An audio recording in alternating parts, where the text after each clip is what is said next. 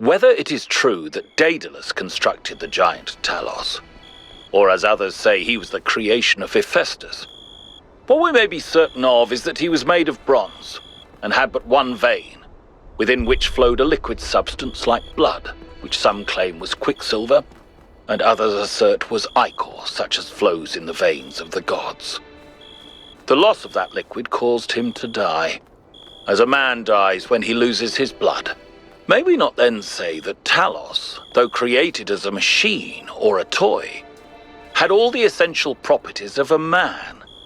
He moved of his own volition, he spoke and could be spoken to, had wishes and desires. Indeed, in the tale of the Argonauts, that was the cause of his downfall. If then a machine may have all the properties of a man, and act as a man while driven only by the ingenious plan of its construction and the interaction of its materials according to the principles of nature, then does it not follow that man may also be seen as a machine?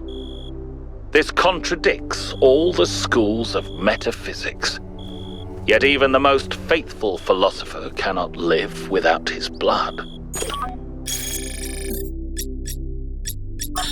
We begin with the self because that is what determines our existence as individuals. But the self cannot exist without that which surrounds it. The citizen lives within the city, and the city lives within the cosmos. So now we must apply the principle we have discovered to the wider world and ask, if man is like a machine, could it be that the universe is similar in nature? And if so, what follows from that fact? Let us consider the city. What is a city? It is not a gift from the gods, nor the product of nature. Unlike a mountain or a river, it is something that must be built through the deliberate arrangements of material by a mind imposing order on the world. And it is built to serve a purpose. To that end, it has roads and fountains and walls. And to the same end, it has laws and leaders. And though each city is built according to a different plan, all cities must serve their purpose, or they will fall and become ruins. Therefore, we may conclude that a city is also a kind of machine, constructed to improve the life of its citizens.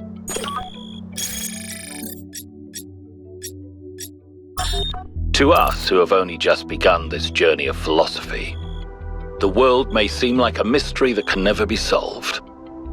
A great deal has been written since the days of the Seven Sages, but how much of it is truth and how much of it is idle speculation? I've offended many by saying that most philosophy will, as the centuries pass, be discarded as foolishness and superstition. But it is a truth only philosophers fail to see. And yet we cannot abandon reason and conclude that we cannot know anything. Rather, we must accept that the journey towards understanding will be long, and our task is to build a foundation for those who will one day arrive at its destination. What is freedom? Is it merely to be ruled by those who speak one's language or share one's customs? No. That is merely a more convenient servitude. Is it to have no obligations, no loyalties? No. That is not to be free, but to be alone. What of freedom from hunger and thirst? Here we are closer to the truth. For freedom requires life. But one may have all the meat and all the wine in the world and still not be free. The most important freedom of all is the freedom to speak one's mind, to make one's thoughts public without fear, and so participate openly and boldly in democracy. It is the freedom of the dissenter and the gadfly, the rebel and the fool, that is the true measure of whether a city is free. We have of late been told much about what the citizen owes the city: loyalty, obedience, gratitude. And I will not argue with those who say that without some loyalty to a greater good, a man is little more than a savage. And I will even say that these days there are more savages amongst us than amongst the barbarians, who we call savages out of ignorance and arrogance. But there is another question that we are rarely encouraged to ask. What does the city owe the citizen? What must it offer to earn loyalty, obedience, and gratitude?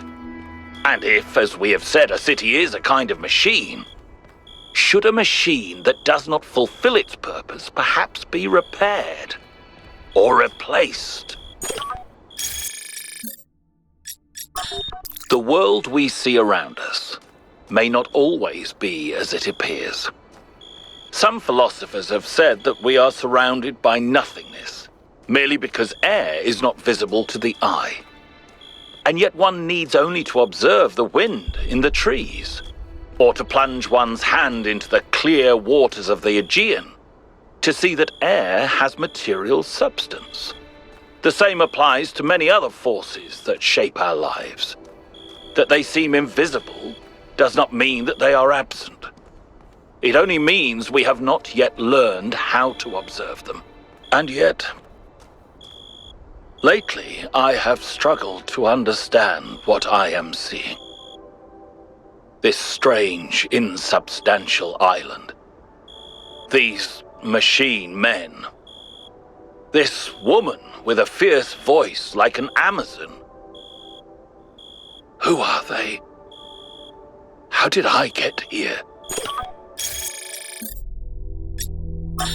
It is easy to speak of one's principles when the world is at peace, and there is no price to pay for thoughts that stray from what is permitted.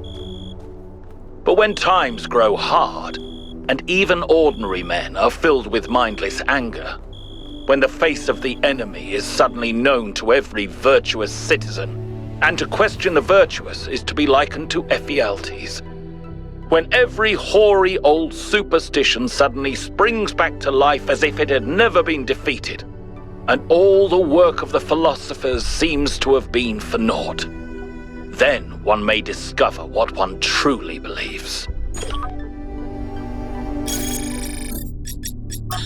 I see these beings, these children of a future age, wandering around an island more fantastical than Atlantis itself, looking desperately to find themselves. I reach out to them, but they cannot see me. I speak to them, but I do not know if they can hear me. Am I being punished? Are the gods playing some cruel trick on me? Why can I remember so little? What is this sorrowful voice I hear, whispering such terrible thoughts? I must use what remains of my mind. I must understand. What did it mean in the end to be Straton? To have few friends and many enemies? To write harsh words because it seemed necessary? To pursue the truth at the expense of all else, of family, of love? To pursue that one principle to the point of death? Is that what I was? A life lived against the tides of history, broken, jagged, unrelenting. Not a kind old man beloved of his children and then forgotten, but a thorn, a rock in a shoe, insisting on the truth until it becomes a hideous, frightening thing that cannot be tolerated, even by those who agree with it. Was that a good life? Perhaps for the life of an individual citizen to be good, first the city itself must be good. Perhaps even the cosmos itself must first be made better, before such a thing as a good life is truly possible. These insubstantial creatures that walk through my thoughts, perhaps they can live that life. They are, after all, human beings, like myself. This much I have understood. Is that why they have summoned me? Can I somehow bring them into this world? Make them real? Or am I? No. I have considered the visions that have plagued me on this strange journey. This insubstantial pageant all around me. And I have asked myself, is this Hades? Are these the Blessed Isles? For I never believed that such things existed, except as made by the hands of the living. The conclusion I have come to frightens me. But I must face it. It is not this island that is insubstantial, but I. Straton of Strageira is dead. He has been dead for many ages of the world. I am a ghost. A flicker of memory, soon to be extinguished. And yet, I am pleased. Perhaps I did not live a good life, but I lived a necessary one. I am gone, but humankind abides, and the flame of Prometheus still burns. In its bright light, I will rest easy, knowing that my work is accomplished.